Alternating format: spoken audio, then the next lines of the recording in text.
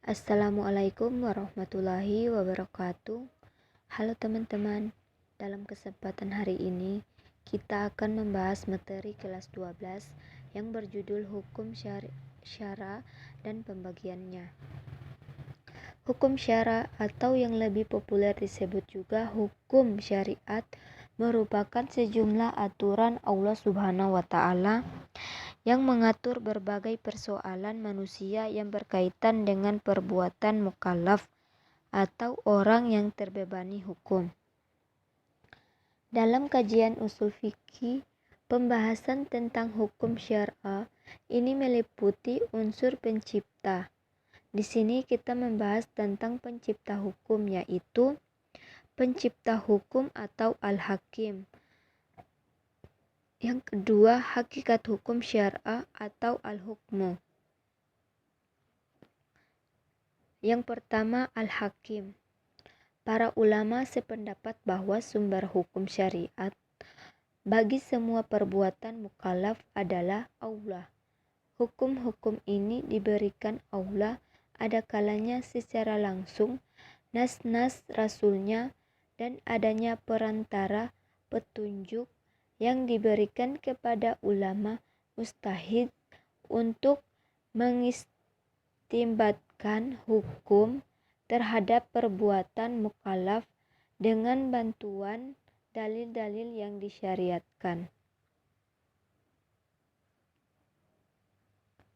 Selanjutnya, al-hukmu menurut bahasa menetapkan suatu terhadap sesuatu tuntutan syar'i atau seruan Allah Subhanahu wa Ta'ala yang berkaitan dengan perbuatan orang mukallaf, baik sifatnya mengandung perintah maupun larangan, adanya pilihan atau adanya sesuatu yang dikaitkan dengan sebab atau hal yang menghalangi adanya sesuatu. Sedangkan al-hukmu menurut istilah memahami hukum-hukum syar'a adalah kewajiban bagi setiap muslim. Hal ini karena hukum-hukum syar'a memuat aturan-aturan yang berkaitan dengan perbuatan dan tingkah laku manusia dalam kehidupan praktis mereka. Al-hukmu dibagi menjadi dua, yaitu taklifi dan wad'i. Taklifi dibagi menjadi 5, yaitu wajib, seperti sholat 5 waktu, 2 sunnah, seperti hal-hal yang berkaitan dengan ibadah, 3 haram, sesuatu yang jelas dilarang, yang keempat makruh, sesuatu yang jika ditinggalkan kita mendapatkan pahala dan jika dikerjakan kita tidak berdosa. Yang kelima, mubah. Mubah yaitu hal yang boleh dikerjakan dan boleh kita tinggalkan. Selanjutnya, wad'i dibagi sesuatu keadaan yang menyebabkan ada atau tidak adanya hukum taklif, yaitu dibagi menjadi 5. Yang pertama,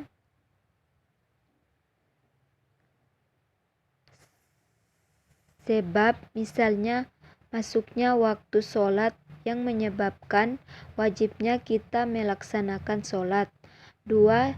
Syarat yang menyebabkan seseorang itu wajib mengerjakan sholat agar syaratnya terpenuhi.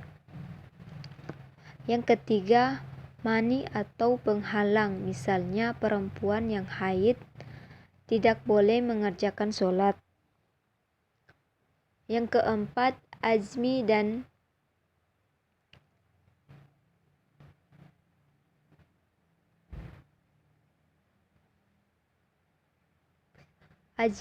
ruksah.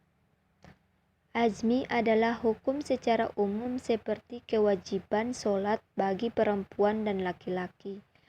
Dan ruksah adalah adanya keringanan yang disebabkan oleh adanya ujur atau alasan tertentu.